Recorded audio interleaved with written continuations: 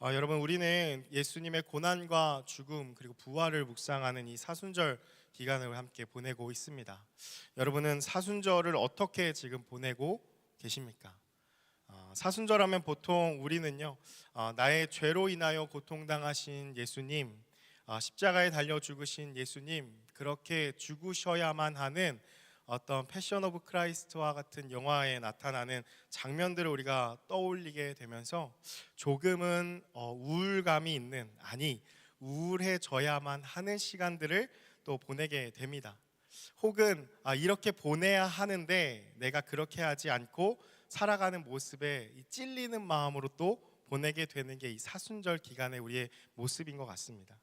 이 사순절 기간에 우리 죄를 위해서 당하신 그 예수님의 고난, 그 고통, 죽음을 묵상하면서 참여하는 마음을 갖는 것은 매우 중요한 일입니다.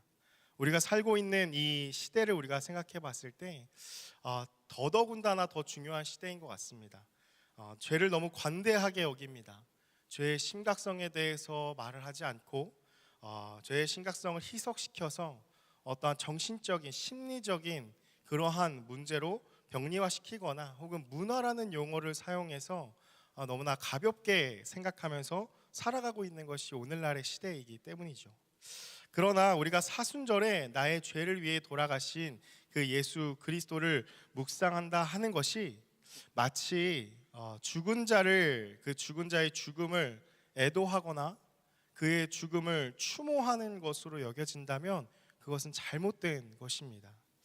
이는 예수님의 부활하심에 대해서 전혀 생각하지 않는 것이고, 또한 죄책감 속에 사로잡혀서 하나님께서 우리에게 허락하신 그 기쁨을 멀리한 채 살아가고 있는 모습이기 때문이죠. 그렇다면 우리는 어떤 존재이며 우리가 어떻게 사순절을 보내야 할까요? 예수님이 이 땅에 오신 이유를 우리가 한번 생각해 봐야 합니다. 예수님이 이 땅에 왜 오셨습니까? 우리를 구원하시기 위함입니다.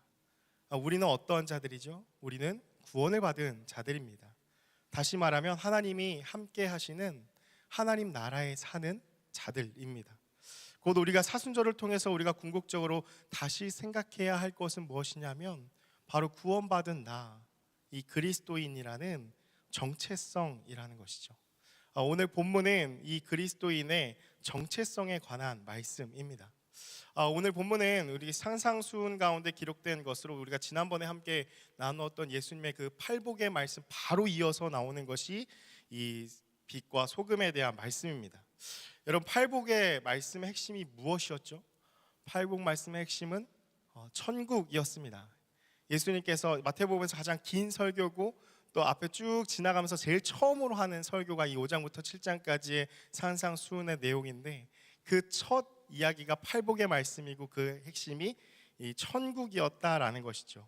잘 보시면은 그 팔복의 첫 번째가 심령이 가난한 자는 복이 있나니 하면서 천국이 그들의 것이며 하고, 또 마지막 복이 의를 위하여 박해받는 자가 복이 있다, 천국이 그들의 것입니다 하면서 수미상관으로 끝나는 걸 볼 수가 있습니다. 온통 천국에 대한 내용입니다. 그럼 복의 내용이 무엇이냐? 다 천국에서 이루어질, 하나님과 함께 하면서 이루어지는 것들의 내용이 바로 이 복에 대한 내용들이라는 것이죠. 그래서 복은 무엇이냐? 하나님과 함께하는 그곳, 천국에 거하는 것이 복이다라는 것을 우리에게 말씀하십니다. 이 땅에 오신 예수 그리스도의 이 첫 번째 메시지가 하나님 나라, 천국 이야기라는 것이죠. 여러분, 왜 그럴까요? 그 하나님 나라에서 하나님과 함께 살아가는 것이 우리 인간의 원래 본 모습, 우리의 목적이기 때문에 예수님께서는 말씀하시자마자 천국에 대해서 우리에게 말씀하신다라는 것입니다. 예수님께서 오신 이유는 우리에게 천국을 주시기 위하여 오셨고, 또 천국을 회복시키시려 오신 것입니다.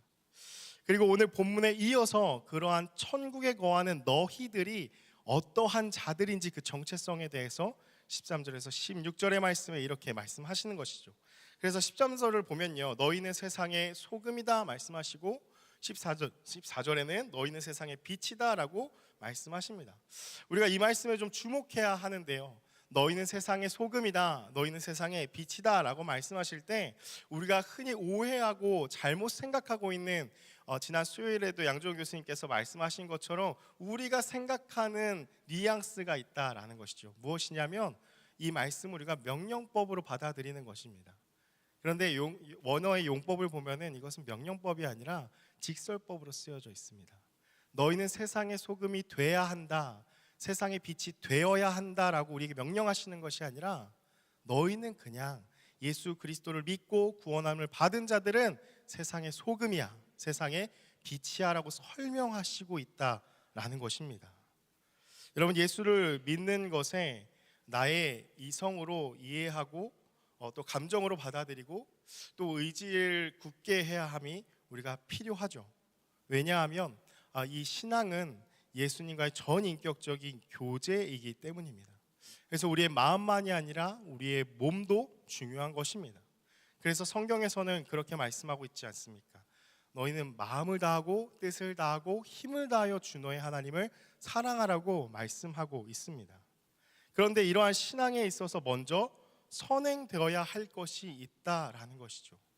우리가 무엇을 막 열심히 신앙을 지켜야 한다, 맞습니다. 의지를 가지고 열심히 해야 되지만 그 앞에 먼저 선행되어야 할 것이 있다라는 것입니다. 무엇이냐면 우리가 예수를 찾아 믿는 것이 아니라 그가 먼저 우리에게 오셨고 우리를 찾아오셨고 우리를 택하셨다라는 사실입니다. 우리는 이것을 복음이라 부르고 이것을 은혜라고 부릅니다. 우리 안에 먼저 이 사실이 받아들여지는 것이 바로 믿음이라는 것이죠. 그렇지 않고서 우리가 명령으로만 신앙을 지키고 받아들이게 된다면, 의지만을 굳게 한다면 이것은 자기의 신념에 갇혀버리게 되는 그런 신앙이 된다라는 것입니다. 여러분, 한번 생각해 보십시오. 우리가 은혜를 받지 않았는데, 은혜를 경험하게 되지 않았는데 우리가 어떻게 예수를 믿을 수 있겠습니까? 예수가 살아계신 것과 날 위해 죽으신 예수 그리스도의 그 십자가의 사건, 그 행하신 일들이 내 안에 경험되어지고 고백되어지지 않는데 우리가 어떻게 예수를 믿겠습니까? 예수를 믿는다는 것은 단지 그냥 예수를 믿는 척하는 것이고, 내가 생각하는 믿음이라는 그 틀 안에 예수를 가두어서 나의 그러한 신념을 만들어내는 것이죠. 신념이 계속해서 강화되기 시작하면 그것이 어떻게 표출이 되죠? 폭력적으로 표출됩니다. 왜냐하면 내가 경험하고 내가 믿고 생각하는 게 맞다라는 게 강해지면 강해질수록 주장이 세지고 그것이 조금이라도 흔들려서는 안 되기 때문에 나타나는 모습은 폭력적이 된다라는 것이죠.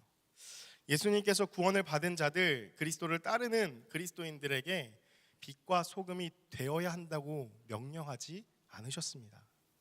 빛과 소금이 되라, 그것을 꼭 성취해야 된다라고 말씀하신 것이 아니라 그저 예수님께서는 그리스도인들의 정체성은 무엇이냐? 소금이다, 빛이다라고 말씀하셨다는 사실입니다. 그렇다면 그런 우리의 정체성인 이 소금과 빛에는 어떠한 특징이 있는가? 먼저 13절에 우리를 소금이라고 말씀하시죠. 여러분, 소금의 특징은 무엇일까요? 소금의 여러 가지 이야기할 수 있지만 불변성이라는 단어로 축약할 수 있을 것 같습니다. 소금은 기본적으로 우리에게 맛을 내는 기능을 하는 것을 우리가 알 수 있습니다. 그래서 우리의 몸으로 들어오면 어떻게 되죠? 그 염분을 우리가 섭취하게 되면은 몸속으로 들어왔을 때 우리의 노폐물들을 배출하는 정화 기능을 하는 것이 또한 소금의 역할입니다. 또한 소금이 많이 이렇게 있게 될 때에 어떠한 것을 넣게 되면 어떻게 되죠? 소금에 절이게 되면 부패를 방지하는 그러한 방부제의 기능이 또한 있다라는 것이죠. 이것이 바로 특히 이 구약의 제사를 보면은 그러한 의미로 이 소금이 매우 중요하게 쓰이는 것을 볼 수가 있는데요. 몇 구절의 말씀을 함께 살펴보기 원합니다. 출애굽기 30장 34절과 35절의 말씀을 보면요, 여기서 거룩한 향을 만드는데 소금이 언급되어집니다. 우리 하나님의 말씀 함께 자막을 통해서 읽어보기 원합니다. 함께 읽겠습니다. 여호와께서 모세에게 이르시되 너는 소야향과 나감향과 풍자향의 향품을 가져다가 그 향품을 유향에 섞되 각기 같은 분량으로 하고 그것으로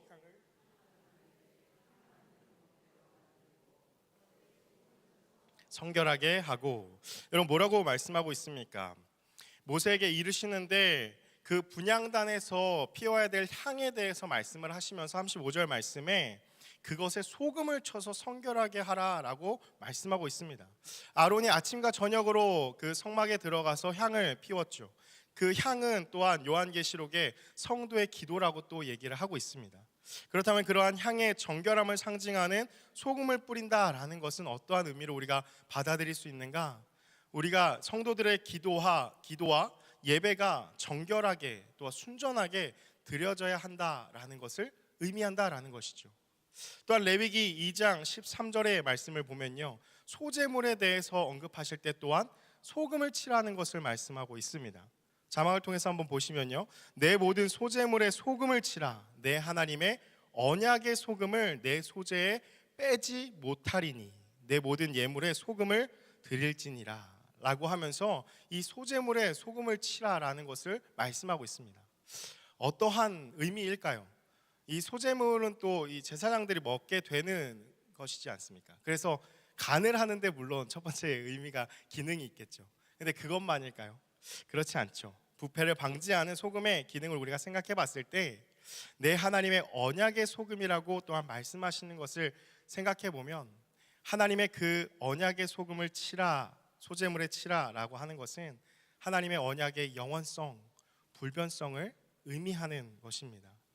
또한 같은 의미로 민수기 18장 19절에 이렇게 말씀하고 있는데요, 이스라엘 자손이 여호와께 거제로 드리는 모든 성물은 내가 영구한 몫의 음식으로 너와 내 자녀에게 주노니 이는 여호와 앞에 너와 내 후손에게 영원한 소금 언약이다 라고 하면서 이 제사 안에 하나님께서 명령하시는 거 안에 소금이 계속해서 들어가는 것을 볼 수 있습니다. 여기서도 마찬가지로 언약이 소금 언약이라는 것은 그 언약이 불변하다, 성실하다라는 것을 의미한다라는 것이죠.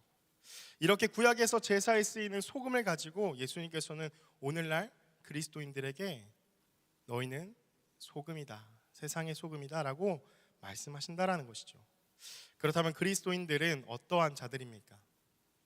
그리스도인의 정체는 늘 정결하고 순전하게 삶의 예배를 드리는 자들입니다. 자신들이 거하는 모든 곳에 죄로 오염된 것들을 정화하는 자들이 바로 소금된 그리스도인들의 정체라는 것입니다. 죄의 공허함 앞에 엎드려서 밍숭맹숭해지는 이 세상 가운데에 하나님의 그 맛을 보게 함으로 영원한 그 생명을 공급하는 자들이 바로 그리스도인들이다라는 것을 말씀하고 있습니다. 이것이 소금으로서의 그리스도인의 그 정체성입니다. 두 번째는 우리에게 빛이라고 말씀하시죠. 여러분, 빛의 특징은 무엇이죠? 빛은 발현성이 있습니다. 빛과 대비되는 개념은 어둠이죠. 어둠과 빛은 공존할 수가 없습니다. 빛이 오면 어둠은 떠나가게 돼 있죠. 어둠은 그래서 어떻게 정의할 수 있는가? 어둠은 빛의 부재입니다. 빛이 없기 때문에 어둠이 가득한 것이고 빛이 오면 어둠은 다 떠나갈 수밖에 없다라는 것이죠. 빛이 비치면 어둠 속에 가리워졌던 것들이 다 드러나게 되고 또 우리의 눈도 이 빛을 통해서 사물의 색을 구분할 수 있다라는 것입니다. 무엇보다 빛의 특징 가운데는 확실한 존재감이 있다라는 것이죠. 이 빛은요, 또 구약에서 나타나는데 여러분 어디서 나타날까요? 성막에서 이 빛이 나타납니다. 성막 안을 환하게 비추는 촛대가 있었죠. 순금으로 만드는 그 금촛대가 있었습니다. 그 등잔대를 하나님께서 만들라고 하시면서 이 등잔에 순수한 기름으로 만든 이 감람유를 부어서 불을 계속해서 켜놓으라고 말씀하신다라는 거죠. 출애굽기 27장 20절 21절의 말씀인데요, 우리 같이 함께 읽어보기 원합니다. 함께 읽겠습니다. 너는 또 이스라엘 자손에게 명령하여 감람으로 짠 순수한 기름을 등불을 위하여 내게로 가져오게 하고 끊이지 않게 등불을 켜되 아론과 그의 아들들로 회막 안 증거계 앞 휘장 밖에서 저녁부터 아침까지 항상 여호와 앞에 그 등불을 보살피게 하라. 이는 이스라엘 자손이 대대로 지킬 규례이니라. 사랑하는 여러분, 말씀 보시면은 아론에게 무엇을 하나님께서 말씀하십니까? 저녁부터 아침까지 등불이 항상 켜져 있게 하라는 임무를 주시죠. 이 등잔대는 모세가 광야에서 하나님을 만날 때 그 불타는 가시떨기 나무의 형상을 보고서 그것을 본 그대로 만들라고 말씀하신 것입니다. 그래서 불꽃나무는 어떠한 의미가 있죠? 불꽃나무는 하나님께서 임재하신 것이고 하나님께서 말씀하신 것이 불꽃나무라는 것이죠. 여러분, 따라서 성막 안에 비추는 이 등잔대는 단지 성막 안이 가죽으로 다 덮여 있기 때문에 빛이 전혀 밖에서 들어올 수 없기 때문에 어두컴컴하니까 비추라라는 기능뿐만이 아니라 그 빛의 의미는 하나님의 임재를 나타내는 것이고, 그 등은 항상 켜져 있어야 한다라는 것은 하나님께서 늘 그들과 함께 있다라는 것을 말씀하고 계신다라는 것입니다. 여러분, 이렇게 구약에 쓰이는 이 등잔대의 빛을 가지고서 예수님께서는 오늘날 그리스도인들에게 빛이라고 말씀하십니다. 여러분, 그렇다면 그리스도인들은 어떠한 자들이죠? 그리스도인의 정체는 늘 하나님의 그 임재 가운데 살아가는 그러한 자들이 바로 그리스도인들이다라는 것이죠. 그 임재 가운데 살아가기 때문에 그리스도인들이 머무는 모든 곳에 하나님이 함께 계시고, 그곳에 있는 모든 사람들이 하나님을 경험할 수 있는, 그 빛 대신 주님을 볼 수 있는 자가 바로 그리스도인들이다라는 것입니다. 신약에서는 바로 예수님이 빛이라고 말씀하시죠. 예수님이 빛이라라는 말씀을 요한복음의 말씀을 보면은 이렇게 이야기를 합니다. 요한복음 1장 9절의 말씀, 참빛 곧 세상에 와서 각 사람에게 비추는 빛이 있었나니 라고 하면서 예수님을 이렇게 이야기하죠. 세상에 와서 각 사람에게 비추는 빛이라고 말씀하십니다. 하나님이 부재함으로 어둠이 가득한 이 세상에 예수님이 오셨고, 참된 빛으로 이 땅 가운데 오셨고, 어둠의 권세에 매여서 죄의 종로로 타는 이 사람들을 불쌍히 여기셔서 각 사람에게 그 빛을 비추어 주심으로 말미암아 모든 어둠이 떠나가게 하셨다라는 것입니다. 예수님께서 그리스도인들이 세상의 빛이다라고 말씀하시는 것은 우리 자체가 어떠한 빛을 가지고 있기 때문에 빛을 막 낼 수 있다라는 것이 아니라, 바로 이러한 예수님께서 비추시는 그 빛이 있기 때문에 우리는 그 빛을 투영하여 보여줄 수 있는 창문이 되어서 그 빛을 세상에 전달할 수 있는 빛이다라는 것을 말씀하시고 우리에게 나타내시는 것입니다. 이것이 빛으로서의 그리스도인의 정체성입니다. 예수님께서는 빛과 소금된 이 그리스도인들을 통해서 어떠한 그런 영향력이 흘러가기를 원하시는지가 이 16절, 우리 마지막 절의 말씀에 나타나는데요. 우리 마태복음 5장 16절 같이 함께 읽어보기 원합니다. 함께 읽겠습니다. 이같이 너희 빛이 사람 앞에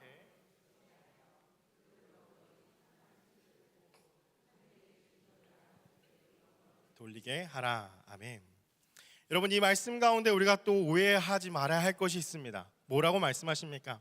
이같이 너희 빛이 사람 앞에 비치게 하여 그들로 너희의 착한 행실을 보고라고 할 때 우리는 또 여기에 주목하게 되죠.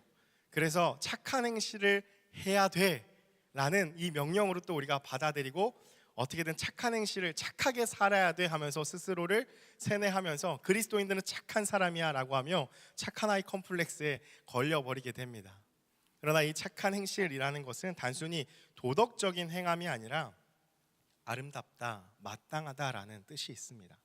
착한 행실이란 마땅히 해야 할 일이라는 것입니다.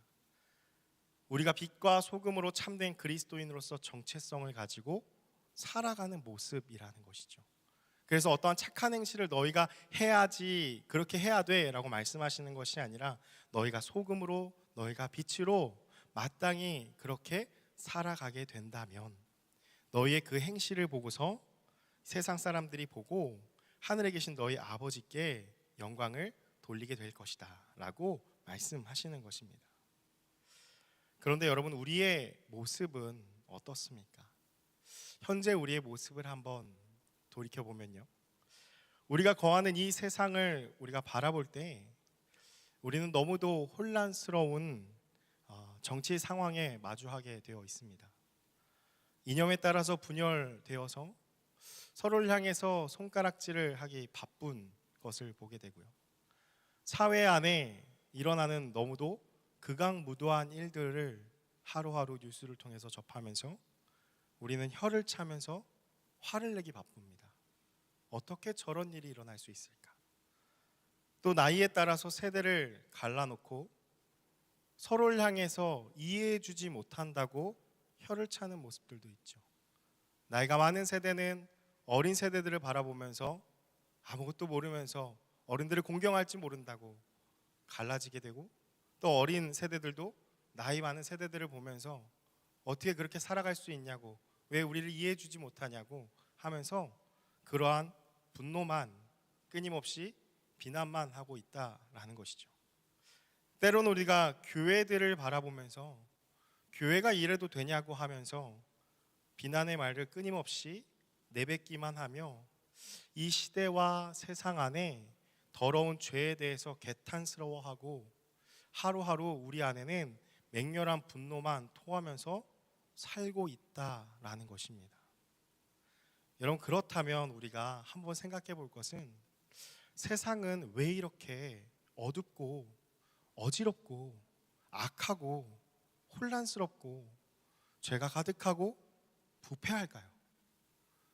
우리가 바라보고 있는, 우리가 살아가고 있는 이 세상은 왜 이렇게 악하고 어렵고 힘들까요? 그 이유가 무엇일까요? 오늘 예수님께서 우리에게 말씀하시는 답은 간단합니다. 그 세상에 소금이 없기 때문이고 빛이 없기 때문이라고 말씀하시는 것이죠. 그리스도인이 없기 때문입니다.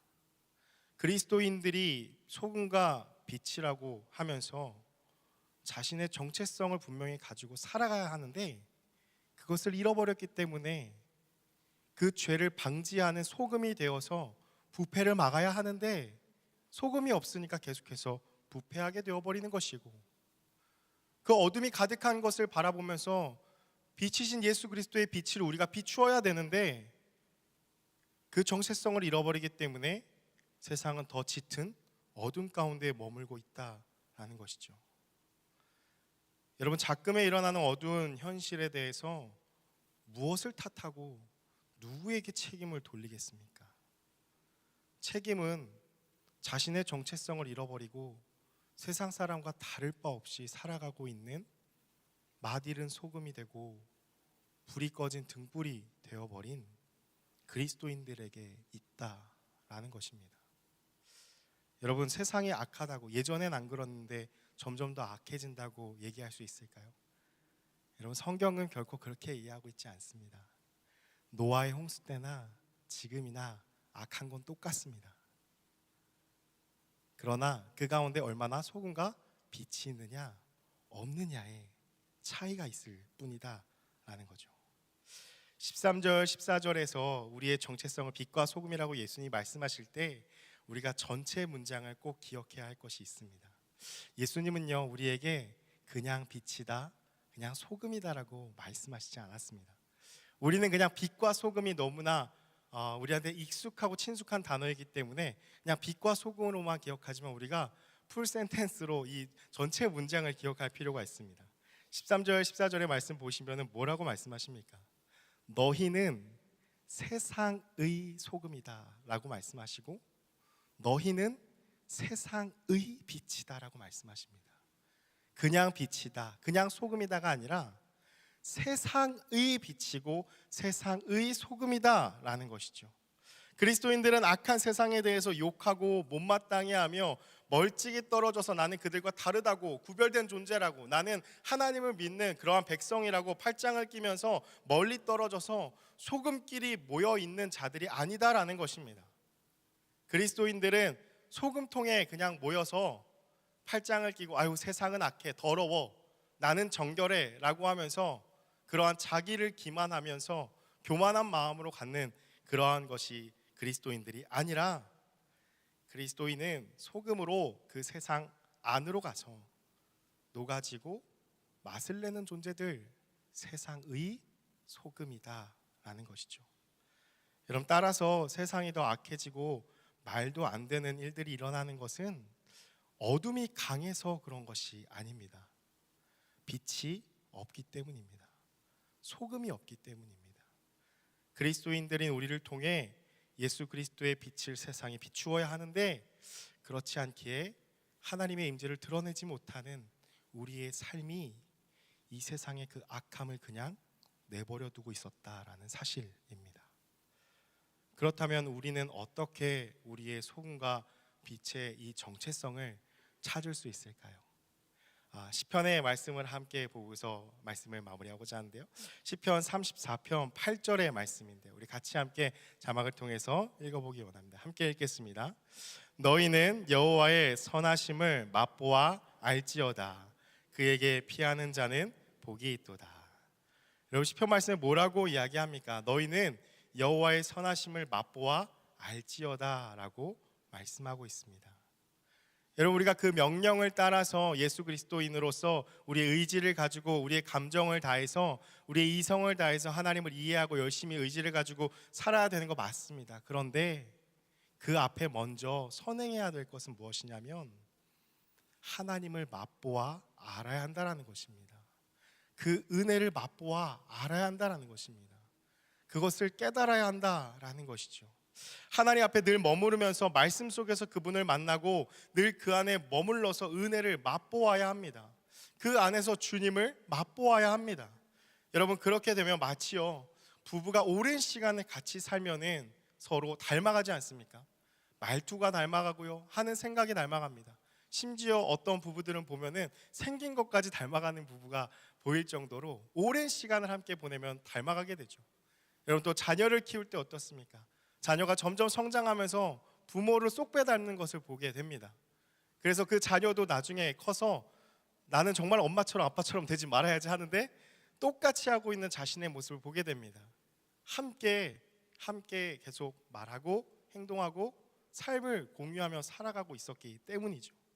여러분, 마찬가지로 우리의 말과 행동과 얼굴 표정, 눈빛 모두가 주님 앞에 계속해서 우리가 머무르고 그 말씀의 빛 앞에 머무르고 있다면 우린 그 주님을 닮아가게 된다라는 것입니다. 그 닮아가게 됨으로 말미암아 우리는 소금이 되고 빛이 된다라는 것이죠. 그런 우리를 통해 세상이 빛 대신 예수를 보게 되고 소금 대신 예수의 맛을 보게 될 것입니다. 사랑하는 여러분, 말씀을 마무리합니다. 여러분, 혹시 악한 세상에서 여러분은 지금 어디에 계십니까? 이 악한 세상 가운데에서 여러분은 지금 어디에 위치하고 계십니까? 여러분, 세상 속에 그리스도인으로서 세상의 빛과 세상의 소금으로 살아가고 계십니까? 아니면 그 세상을 등지고 멀리해서 나 혼자만 혹은 예수 믿는 사람들끼리만 정결함을 외치면서 거룩하다고 고백하면서 그렇게 맛을 잃어버린 삶을 살고 계십니까? 여러분, 그것을 어떻게 우리가 알 수 있을까요? 여러분을 통해서 천국의 맛이 나고 있습니까? 여러분이 거하고 만나는 모든 사람들 가운데 천국의 그 맛을 내고 계십니까? 또한 여러분을 통하여서 그 천국을 볼 수 있습니까? 세상 사람들이, 내가 만나는 모든 사람들이 나를 통해서 하나님의 맛을 느낄 수 있는지, 하나님의 빛을 볼 수 있는지, 여러분, 그것을 우리가 점검해야 한다라는 것이죠. 여러분, 어둠 속에 빛이 비치면 불편합니다. 이렇게 어둠 가운데 이 빛이 갑자기 비쳐버린다면 우리는 오만상을 찌푸리면서 아우 뭐야 하고 불편함을 느끼죠. 여러분, 또한 밍숭맹숭한 그 국에, 그 국물에 소금이 들어가게 되면 어떻죠? 눈에 보이진 않지만 그것을 맛보았을 때 짠맛이 확실하게 느껴질 수밖에 없습니다. 여러분, 마찬가지로 우리가 세상 속에 빛과 소금으로 살아가고 있다면, 그리스도의 정체성을 온전하게 갖고 있다면 세상이, 우리가 그런 반응을 볼 수 있다는 거죠. 세상이 우리를 통해서, 우리로 하여금 불편함을 느낄 수밖에 없습니다. 우리의 존재가 그들에게 불편함을 주기 때문이죠. 저 사람은 너무 정결한 사람이기 때문에, 법 없이도 살아가는 사람이기 때문에, 남들은 다 하는 악한 것들을 하지 않는 사람들이기 때문에 악한 자들의 모임 가운데 의인이 들어가게 됐을 때는 당연히 불편함을 줄 수밖에 없다라는 것입니다. 그런데 그것으로 끝이 아니라 우리가 또한 소금이지 않습니까? 그들 가운데 온전히 녹아지게 되었을 때 그들의 공동체의 그 맛은 변화되게 되어 있다라는 것입니다. 삶이 변화될 수밖에 없다라는 것이죠. 여러분, 이것이 그리스도인들의 정체성이라고 오늘 우리에게 예수님께서 말씀하고 계십니다. 그리스도인으로서 살고 있는지, 진정한 그리스도인인지 우리가 돌아보고 세상 속에서 빛과 소금으로 살아가는 저와 여러분이 되기를 주님의 이름으로 축복합니다.